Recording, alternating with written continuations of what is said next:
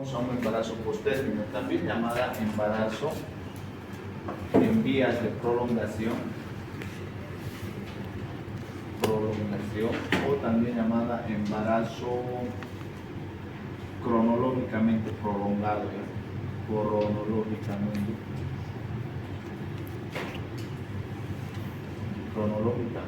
prolongado, cualquiera de los nombres sirve. En realidad esto de embarazo postérmino es una denominación antigua ya. Actualmente se denomina embarazo en vías de prolongación cronológicamente. No se sabe exactamente, no se llega a un diagnóstico exacto con un embarazo postérmino. Por ende, se dice por eso embarazo en vías de prolongación cronológicamente prolongado, por no decir embarazo postérmino. ¿Ok? Bien, ¿cómo definimos un embarazo postérmino? Un embarazo postérmino se define como aquel embarazo que dura más allá de las 40 semanas, embarazo que dura más allá de las 40 semanas. Teniendo en cuenta de que un embarazo tiene una duración de 280 días, 9 meses y 40 semanas, ¿ya? Eso es lo normal. Embarazo postérmino se considera como aquel embarazo que dura más allá de las 40 semanas. Para algunos autores ya hay otra definición. Embarazo postérmino es aquel embarazo que se prolonga más allá de las 42 semanas, ¿ya? Para algunos autores. ¿Por qué 42 semanas? Porque toma un intervalo más o menos de variación de más o menos 14 días, ¿ya? 14 días, es decir, que hacia las 40 semanas la paciente puede llegar incluso hasta las 42 semanas con un embarazo normal o desencadenarse el trabajo de parto antes de las 40 semanas, es decir, a las 38 semanas, ¿no? Y por eso varía más o menos 14 días o 2 semanas, ¿ya? Pero para mí la definición más correcta es embarazo postérmino, embarazo que dura más allá de las 40 semanas, ¿ok? Bien, eso en cuanto a la definición. ¿Cuál es la incidencia del embarazo postérmino? 17%. Es una incidencia alta, ¿ya? Pero como les digo, nunca se llega a un diagnóstico exacto con un embarazo postérmino. Siempre no hay un dato exacto ni un método diagnóstico que nos diga, bueno, este señor está con 42 semanas, está con 42 semanas. No hay un dato exacto. Entonces, tal es el caso de que la incidencia es tan alta de que se llega a errores, ¿no? Sabiendo que la paciente a veces está de 38 semanas, pero se diagnostica 41 semanas. ¿Cuándo vamos a determinar un dato exacto de que sí realmente esa paciente estaba con un embarazo postérmino? Es mediante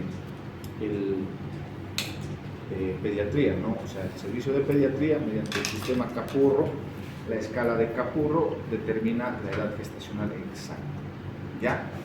Por eso es que la incidencia, como no hay un dato exacto, pues la incidencia es bien elevada en cuanto a embarazo, 17%, ¿ok? Factores de riesgo. En realidad no existen factores de riesgo ni factores etiológicos para el embarazo postérmino. O sea, no se sabe la causa ni los riesgos que podrían producir un embarazo. ¿Por qué se prolonga tanto este embarazo? ¿Por qué no se desencadena el trabajo de parto hasta las 40 semanas? No hay un dato exacto, ¿ya? El único que tal vez ha sido encontrado en ciertos estudios, en ciertos artículos que han hecho estudios, que podría decirse más o menos que el embarazo postérmino es producido o hay un riesgo de producirse un embarazo postérmino, es el mismo antecedente de embarazo postérmino, ¿ya? Es decir, aquella paciente que ha tenido un embarazo anterior y te dice, ha durado, doctor, mi embarazo anterior hasta las 41 semanas, pues ya te está dando un dato, un riesgo de que podría probablemente en su posterior embarazo sufrir también de embarazo postérmino, ¿ya? Es el único dato, antecedente de embarazo postérmino, podría ser el único riesgo, factor de riesgo para embarazo postérmino, ¿ok? La etiopatogenia se basa en dos factores fundamentales, por el que probablemente, porque todo es en teoría, tampoco esto está comprobado, ni tampoco cómo se inicia el trabajo de parto, pero está en la teoría. Entonces, ¿cuáles son esos factores? El primer factor dice de que podría haber alteración en las sustancias que inician el trabajo de parto, ¿ya? ¿Cuáles son esas sustancias que inician el trabajo de parto? Esto lo hemos visto en anterior clase. En el ejemplo que hemos visto, ¿no? En amenaza de parto prematuro lo hemos visto. Muy bien, oxitocina y prostaglandina. Muy bien, prostaglandina es para maduración cervical y la oxitocina para las contracciones uterinas. ¿Ok? ¿No ven? Bien, supuestamente hubiera una mala producción, una mala biosíntesis o dentro de la bioquímica o farmacología de estas dos sustancias hubiera alteración.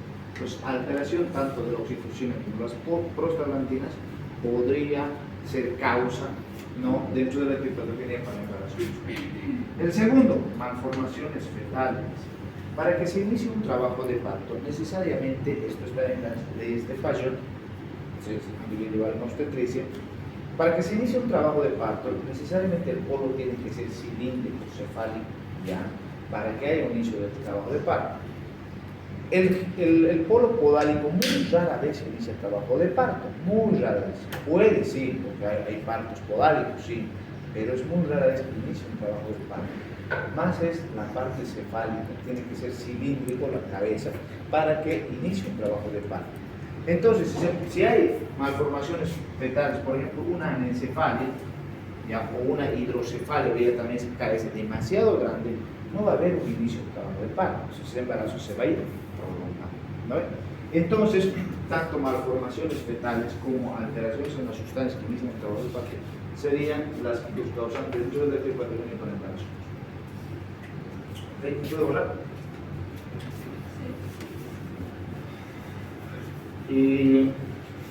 ¿Cómo diagnosticamos un embarazo? O sea, un embarazo posttérmino es difícil de diagnosticar exactamente. Por eso, vuelvo a repetir, la incidencia es demasiado elevada. Dicen 40 días, esta paciente con 41 semanas se produce el parto y está con 38 semanas.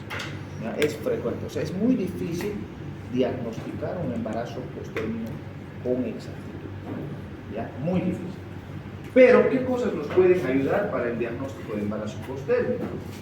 Primeramente, la fecha de última regla. ¿Ok? Segundo, la ecografía. ¿Ya? Y tercero, el examen físico. ¿Ok? La fecha de última regla, la fecha de última menstruación, muy difícil. 10 de cada mujer, 10 mujeres, 2 de cada 10 mujeres, generalmente, o sea, 2 se acuerdan, digamos, de su fecha de última regla, y las 8 no se acuerdan. A ver. Entonces, igual van a tener ustedes pacientes donde les van a decir, doctor, no me acuerdo la fecha de última regla. Perdidos, totalmente perdidos. Cuando este dato es fundamental, no solo para determinar el embarazo posttérmino, sino para diagnosticar la misma gestación, para diagnosticar incluso si hay una amenaza de parto prematuro, etcétera, u otras patologías. Pero, como les digo, de unas 10 mujeres, solamente 2 les van a decir, me acuerdo, esta es la fecha de nacimiento, se la tienen anotada. Pero 8 de esas pacientes no me acuerdo, ¿no? Cuando esto, por eso, vuelvo a repetir, debería ser un dato muy exacto para determinar, pero lamentablemente no nos aportan las mismas pacientes con la fecha de nacimiento. ¿Ok? Bien, la ecografía. Bueno, nos basamos entonces en la ecografía. La ecografía es un método tampoco tan exacto, ¿no?, pero que sí se aproxima para determinar una edad gestacional.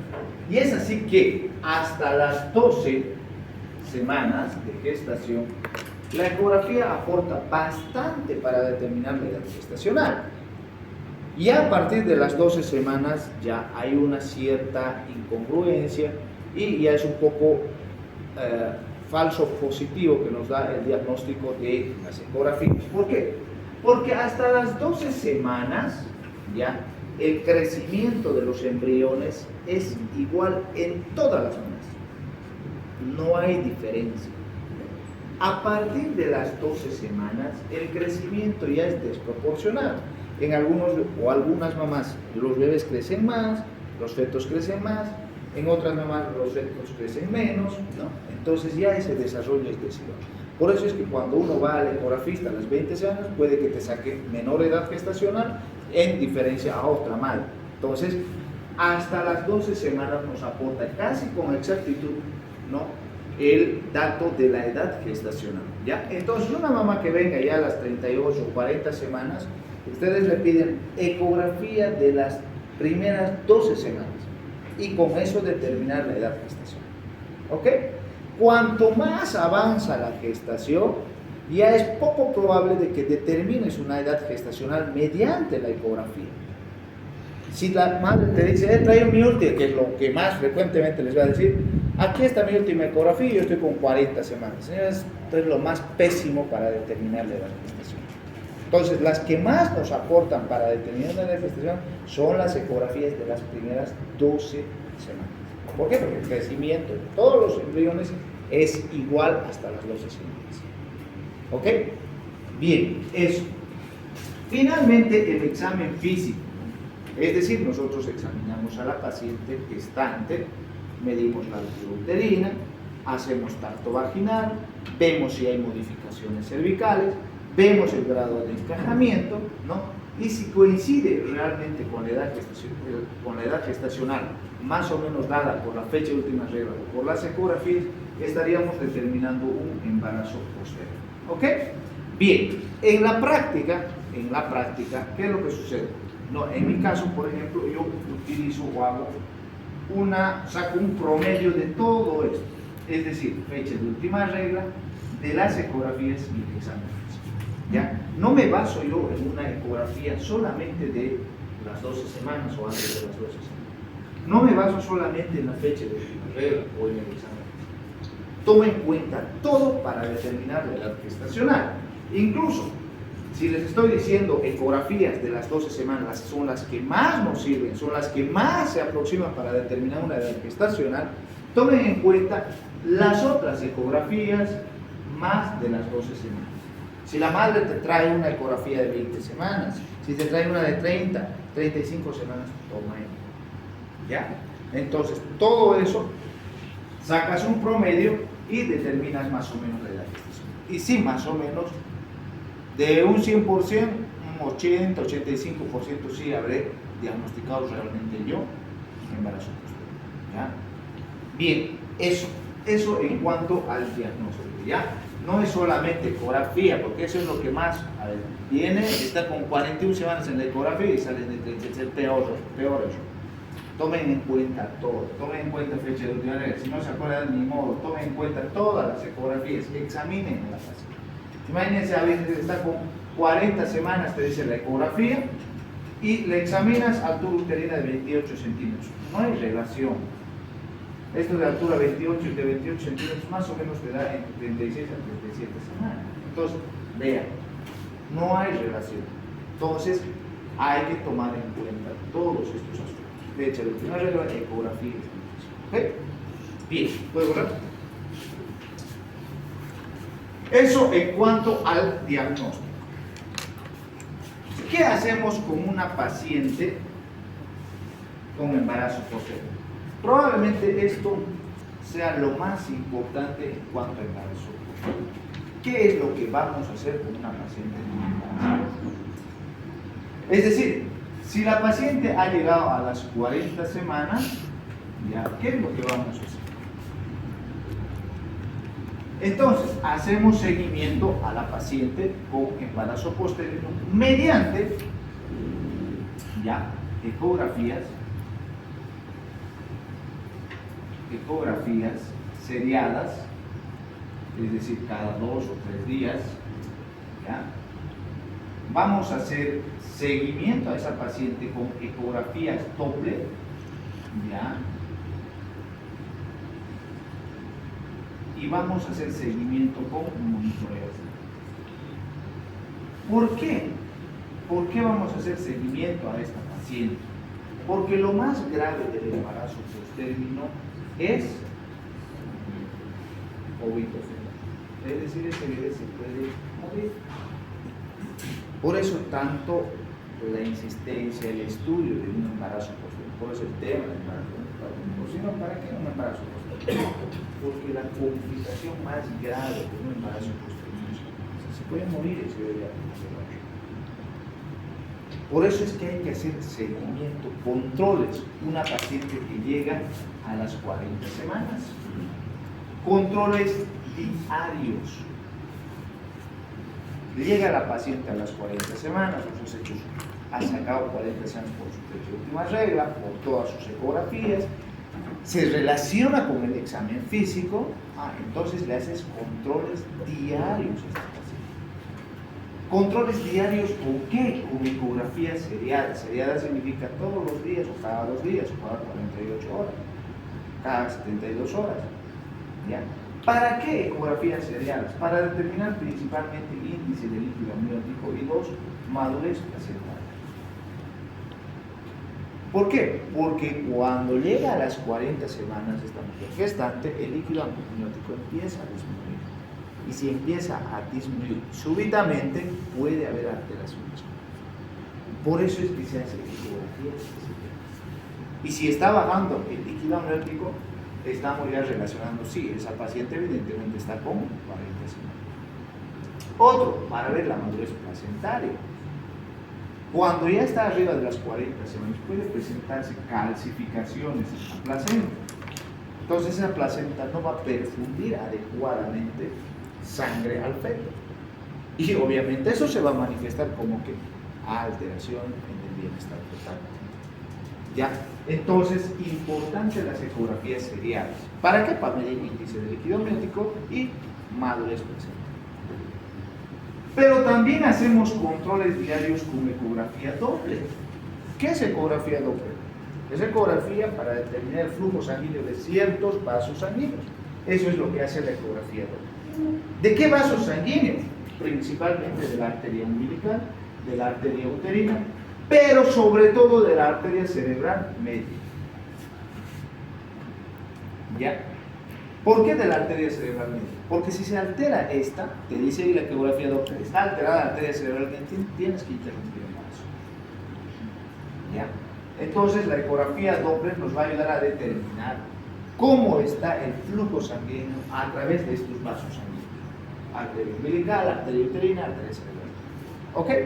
Y finalmente hacemos control diario, seguimiento a esta paciente arriba de las 40 semanas con monitoreo fetal.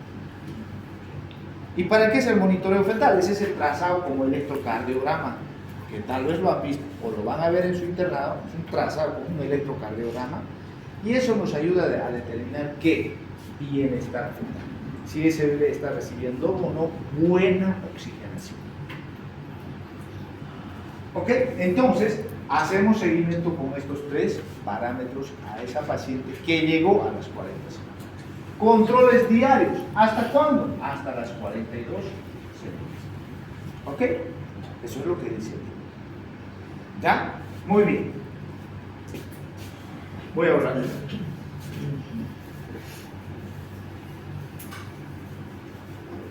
Entonces, jóvenes, ¿qué hacemos con una paciente con embarazo? ¿Cuál es la conducta que vamos a tomar con esa paciente que está con embarazo posterior? Llega a las 40 semanas y dicen algunos autores, interrupción del embarazo. ¿Ya? Llega a las 40 semanas, otros autores que dicen seguimiento a embarazo posterior. Es decir, con ecografía, ecodoppler, monitoreo fetal. ¿Hasta cuándo? Hasta las 42 semanas. Y una vez que llega a las 42 semanas, si no se inicia el trabajo de parto, interrupción del embarazo. ¿Ok? Interrupción del embarazo, ¿qué significa? Acabar con el embarazo. ¿Mediante qué? Mediante parto o mediante cesárea. Mediante parto o mediante cesárea.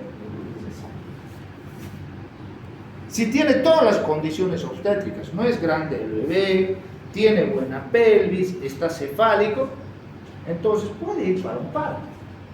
¿Ya? ¿Y qué hacemos si no se ha iniciado el trabajo de parto? Inducto, conducción. Inducto, conducción. ¿Y qué es inducto, conducción? Inducción del trabajo es iniciar el trabajo de parto. En cambio, conducción es acelerar el trabajo de parto cuando ya está iniciado el trabajo de parto. ¿Hay diferencia? Inducción es iniciar el trabajo de parto. Conducción es acelerar el trabajo de parto cuando ya el trabajo de parto está iniciado. ¿Mediante qué? Mediante fármacos. ¿Okay? Ya sea prostaglandinas o ya sea oxitocina. ¿Ok? O bien cesárea, se lo opera a la paciente. ¿Listo? En mi caso, ¿qué es lo que hago frecuentemente? En la práctica. En la práctica. Esto es lo que dice la teoría. En la práctica lo que hago es interrupción de embarazo a las 40. No hago yo seguimiento de 40 a 42. ¿Por qué? ¿Por qué creo? Ella murió mismo. Porque el riesgo más importante de un embarazo postérmino, la complicación más importante, ¿qué es? Se puede morir ese bebé. La paciente, pues, véngase mañana, no va a venir de aquí a 3 días, va a venir de aquí a 2 semanas, muerto ya el bebé. ¿No ves? Entonces, por eso es que ya a las 40 semanas, ya tomando en cuenta fecha de última regla, todas sus ecografías, exámenes físicos, sí, realmente esta paciente con 40 semanas, interrupción de embarazo. ¿Tiene las condiciones obstétricas para? Y dicen, no, pues ya no hago seguimiento. ¿Ok? Bien, eso es la práctica, pero la teoría dice eso. Pero el ESA no va a poner segmento, va a pedir como teoría. En la teoría, en la teoría. Lo que es el libro, ¿no? Bien, eso en cuanto a embarazo postérmino. ¿Alguna pregunta? Nada, perfecto. Belleza.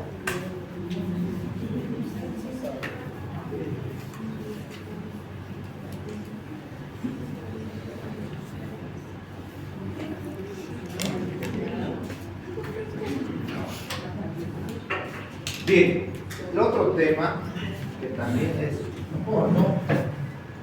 es RCIU. Esto es una abreviatura internacional.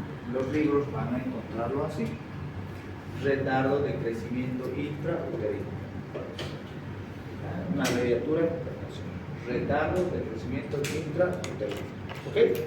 Bien, ¿cómo definimos al RCIU? El RCIU se define cuando el feto durante la gestación reduce su potencial de crecimiento, ya sea por factores externos o factores internos. Cuando el feto durante la gestación reduce su potencial de crecimiento, ya sea por factores externos o factores internos. Y bien acá, miren, dice reduce potencial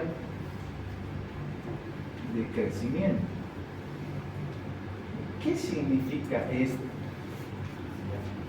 Para empezar, hay que hacer una definición o una separación entre lo que es crecimiento y lo que es desarrollo. Crecimiento netamente se refiere a la parte anatómica, estructural, lo que se ve. En cambio, desarrollo se refiere netamente a la parte fisiológica, funcional, al funcionamiento, lo que no se ve. Por lo tanto, la definición te está diciendo reduce el potencial de crecimiento. O sea, solamente se está refiriendo a la parte estructural. Por lo tanto, el RCI son bebés chiquititos que nacen chiquitos, reduce su potencial, no crecen como normalmente otros fetos, pero su funcionamiento está totalmente funcional, totalmente normal. Por eso es que la definición dice solamente crecimiento, no dice desarrollo. Entonces, en el RCI solamente está afectada la parte anatómica, estructural, no la parte funcional. ¿Ok? Mucho ojo. ¿Ya? Eso en cuanto a la definición de RCI. ¿Cuál es la etiopatogenia? Existen 3 factores claramente descritos, claramente estudiados en la etiopatogenia del RCI. El primer factor, dice, es el factor genético.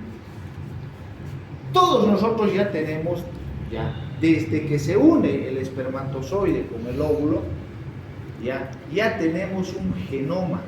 Ese genoma es el que va a imprimir, o sea, nuestro código genético, cuánto vamos a crecer, cuánto vamos a pesar durante toda nuestra gestación y posterior a la gestación. Pero cuando hay alteración en este factor genético, se va a producir un retardo de crecimiento.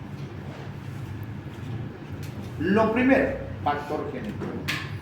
Ya tenemos un código genético desde lo que el espermatozoide se une con el óvulo, pero probablemente sufra alguna alteración, ya sea por radiaciones, factores externos, ambientales, etc. Esa unión, y pues se va a producir lo que se denomina herencia. Segundo factor hormonal alterado, igual el factor hormonal fetal. Factor hormonal fetal. Es decir, que durante la vida embrionaria y durante la vida fetal, ese fetito va produciendo y secretando hormonas. Y esas hormonas son las que van a estimular el crecimiento del feto y obviamente también el desarrollo. ¿Qué hormonas? Principalmente la hormona de crecimiento. Por si acaso, esta es una abreviatura también internacional, TH. ¿Ya? Segundo, el factor de crecimiento insulino. También esta es una abreviatura internacional. Tercero, el factor de crecimiento tipo insulino tipo 1. Y por último, el factor de crecimiento insulino tipo 2. ¿Ok? Estas son abreviaturas internacionales. Si usted me pone así, le hago valer el examen. Si usted me pone así, esto no está mal. Esto sí está bien. ¿Ok? Hormona de crecimiento, factor de crecimiento insulino, factor de crecimiento insulino tipo 1, factor de crecimiento insulino tipo 2. Estas hormonas son las responsables de que ese bebé tenga un crecimiento y desarrollo durante toda la gestación. Si hay alteración en estas hormonas, tanto en su producción, en su bioquímica, ¿no?, se producirá un retardo de crecimiento. Finalmente, un tercer factor es el factor hormonal materno. Es decir, que la madre también contribuye en el crecimiento y desarrollo. No solamente va aportando minerales, vitaminas, etcétera, al desarrollo y crecimiento del feto, sino también hormonalmente ya estimula a la madre, ¿no?, en el crecimiento y desarrollo de ese feto. ¿Qué hormonas? Principalmente dos hormonas secretadas por la madre. Uno, el lactógeno placentario.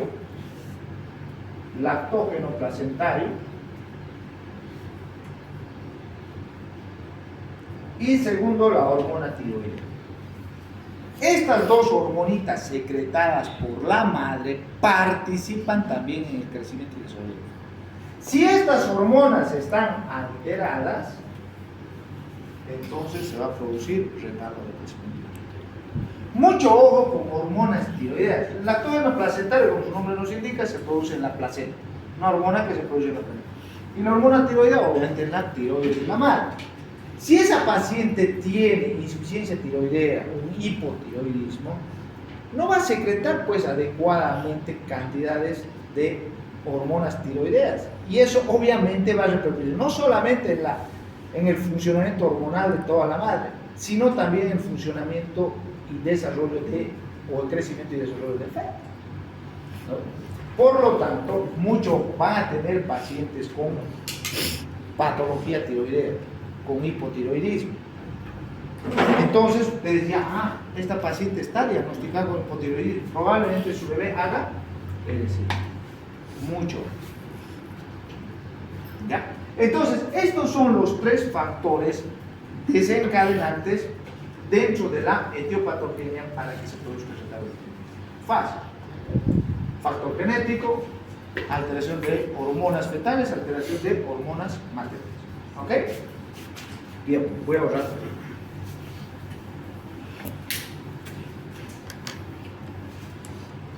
Clasificación. ¿Cómo clasificamos al RSI? Se clasifica de dos maneras. Hay un RSI simétrico y hay un RSIU asimétrico. El RSIU simétrico es también denominado RSIU tipo 1 y el RSIU asimétrico también denominado de tipo 2. ¿Ok? El RSIU simétrico se produce en el 20% de los casos. En cambio, el RSIU asimétrico se produce en el 80% de los casos. Entonces, ¿cuál es lo más frecuente? RSIU asimétrico. ¿Ok? ¿A qué se refiere con RSIU simétrico? Como su nombre nos indica, es cuando el crecimiento es deficiente, inadecuado, pero de forma simétrica. Es decir, que no hay un buen crecimiento tanto del perímetro cefálico, no hay un buen crecimiento de la talla y no hay un buen crecimiento del peso. ¿Ok? En cambio, el asimétrico es cuando hay una desigualdad, una desproporción en cuanto al crecimiento. Es decir, el perímetro cefálico puede estar bien, pero el peso está disminuyendo y la talla puede que esté bien. O al revés, puede ser que la talla esté bien, pero el peso alterado, el perímetro cefálico alterado, o sea, de forma asimétrica. ¿Ya? Eso es el RSIU asimétrico y simétrico. Lo más frecuente cuando pregunten el examen, asimétrico. Lo más infrecuente, simétrico. ¿Ya? Muy bien. Eso en cuanto a la clasificación. Factores de riesgo. Los factores de riesgo para el retardo de crecimiento intrauterino son múltiples, hay muchos factores de riesgo. Entre ellos, por ejemplo, hay factores maternos. Por ejemplo, antecedentes de RSIU es un riesgo para RSIU. Otro, que la paciente haya hecho mal control prenatal, pues nunca haya ido a su control prenatal, no se haya tomado el peso, talla, nada, no haya recibido sulfato de hierro, ácido fólico durante el embarazo, probabilidad de RSIU. La anemia, también un factor de riesgo. Patologías, por ejemplo, hipertensión gestacional, diabetes, anemia, ya hemos dicho, son factores de riesgo para RSIU. ¿Ya? Otros factores de riesgo placentarios, ¿ya? Puede ser, por ejemplo, o sea, problemas netamente de la placenta, puede ser, por ejemplo, una isquemia placentaria. Otro puede ser una trombosis placentaria, un infarto placentario. ¿No? Son factores de riesgo que te incrementan la probabilidad de RSIU. Y finalmente, factores de riesgo fetales. La más importante, malformaciones fetales. También una malformación fetal puede conllevar a que haya riesgo de retardo de crecimiento. ¿Ok? Bien, esas son las más importantes en cuanto a factores de riesgo del RSIU. Diagnóstico. ¿Cómo diagnosticamos un retardo de crecimiento intrauterino? También es un poco difícil el diagnóstico de retardo de crecimiento, al igual que embarazo postero. Pero también hay ciertos métodos que nos ayudan o nos aproximan a que podría tratarse de un retardo. Por ejemplo, hay que tener en cuenta lo primero, fecha de última regla, como en el embarazo postero. Fecha de última regla. Segundo, ecografía. Tercero, ecodoppler. Y cuarto, examen físico. Fecha de última regla. Te puede decir la paciente cierta fecha de última regla y sacas una edad gestacional, por ejemplo, de 38 semanas. Pero por la ecografía te empieza a dar 37, 36, 35. Entonces esta paciente está haciendo retardo de crecimiento intrauterino. ¿Ok? Bien, importante entonces la fecha de última regla, pero pocas son las que nos van a dar un dato exacto de su fecha de última regla. Ecografía, igual. ¿Ya? Vos pides ecografías seriadas durante la gestación, aproximadamente unas 5 ecografías, y mediante esas ecografías, si realmente ha cumplido la paciente y en los tiempos exactos que ustedes han pedido la ecografía, nos va a ayudar a determinar más o menos si ese paciente está con un retardo. Si de la primera ecografía te da 37 y empieza a descender 36, 35, 34 semanas, probablemente esa paciente está haciendo un retardo, no está creciendo apropiadamente. ¿Ok? La ecografía Doppler, obviamente, si ese bebé está recibiendo o no un buen flujo placental, un buen flujo sanguíneo a través de ya sea la arteria umbilical, la arteria uterina o arteria cerebral. Y finalmente el examen físico. Examinas a tu paciente, por fecha de última regla te da 38 semanas, por ecografía se empieza a decrecer y altura uterina de 28 centímetros. Verdaderamente esta paciente está con RSI, ¿no? Esto concuerda con las ecografías y también con la fecha, porque va decreciendo el crecimiento. ¿Ok? Bien, eso en cuanto al diagnóstico. Tratamiento. ¿Creen que hay tratamiento para el retardo de crecimiento intrauterino? Sí, sí, inicio temprano. Ya. No hay tratamiento para el retardo. ¿Qué le vas a dar a la paciente? Está chiquito, le vas a alimentar más a la mamá. Dice en el libro, sí, dieta, reposo. No colabora eso en nada. No hay tratamiento para el retardo de crecimiento. Entonces, ¿para qué estamos estudiando entonces el retardo de crecimiento intrauterino si no hay tratamiento? Lo que sí se puede hacer en el retardo de crecimiento intrauterino es tal vez hacer tratamiento a los factores de riesgo y no así al retardo de crecimiento. Chiquitito el bebé no le vas a alimentar más a la madre, ¿no? Es decir, si tú haces tratamiento del factor de riesgo, por decir, si está con anemia, le das sulfato ferroso, puede que mejore el retardo de crecimiento. Si está con presión alta, le haces tratamiento para la hipertensión, puede que mejore el resultado de crecimiento. Si está con diabetes, hacer tratamiento controlado de esa paciente de la diabetes, puede que mejore el resultado.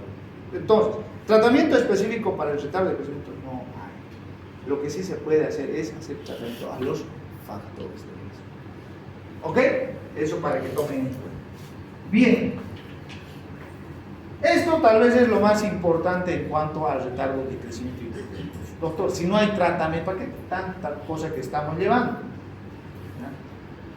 Hay que saber en qué momento vamos a interrumpir el embarazo a esa paciente con retardo de crecimiento. ¿Por qué? Porque también dentro de las complicaciones vamos a ver esta de mortalidad fetal. U óbito fetal también. Es decir, que se puede morir dentro de la barriga de la mamá. Entonces, hay que saber en qué momento interrumpir el embarazo. Si bien no vamos a hacer tácitamente tratamiento específico, pero hay que saber en qué momento interrumpir. Por eso es que estamos hablando sobre esto. ¿Ya? Bien, ¿en qué momento hay que interrumpir el embarazo con retardo de crecimiento intrauterino? Dos posibilidades. Si nosotros estamos sospechando de RCI1, pero hay buen flujo placentario, ¿ya?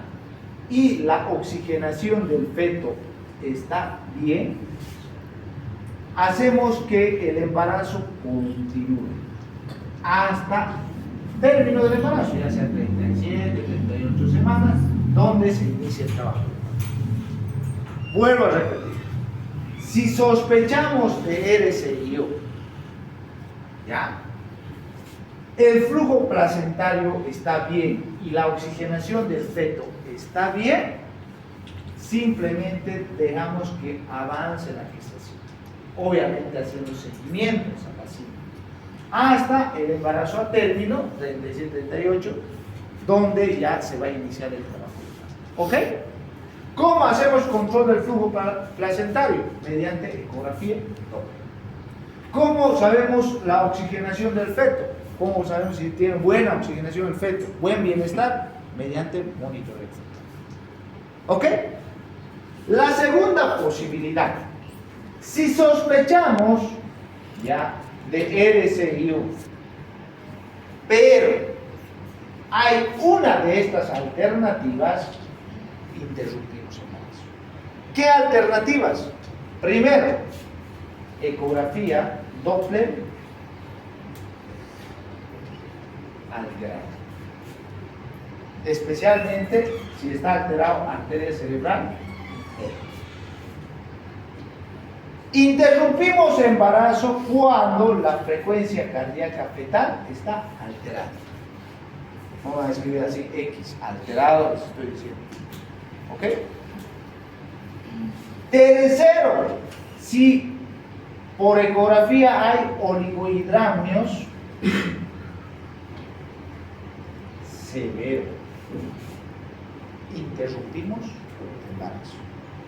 Cuarto, si el monitoreo fetal está alterado. Y finalmente, cuando la curva de crecimiento, esto se sabe por ecografía, está estático. No va en ascenso, sino está estático, plano.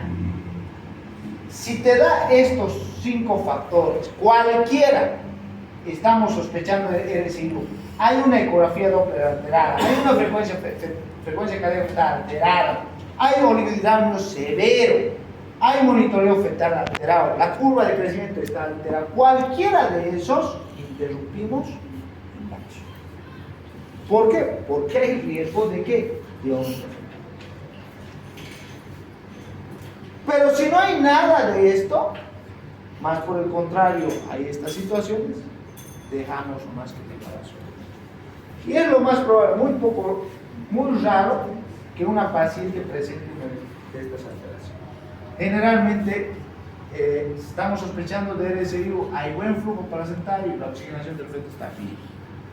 Por la mayoría de las pacientes con RSIU llegan a un embarazo térmico. Pues nacen chiquititos, ya, pero está bien.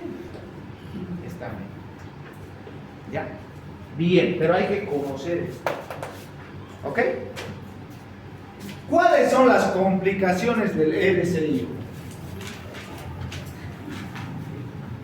Ese bebé que ha nacido con RSIU tiene probabilidad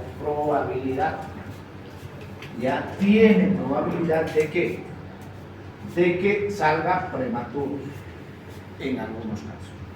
Tiene probabilidad de que haga hipoglicemia. Tiene probabilidad de que haga hipocalcemia. Tiene probabilidad de que haga trombocitopenia. Tiene probabilidad de que haga o de que haya mortalidad perinatal. ¿Ok? Esas son las complicaciones, sobre todo fetales. Sucede en un bajo porcentaje, ya no sucede en todo. Vuelvo a lo de nacen chiquititos, pero generalmente están bien. Muy raro es el bebé con retardo de crecimiento que se complique con estas cosas. Pero puede existir. ¿Ok? Bien. ¿Alguna pregunta, duda?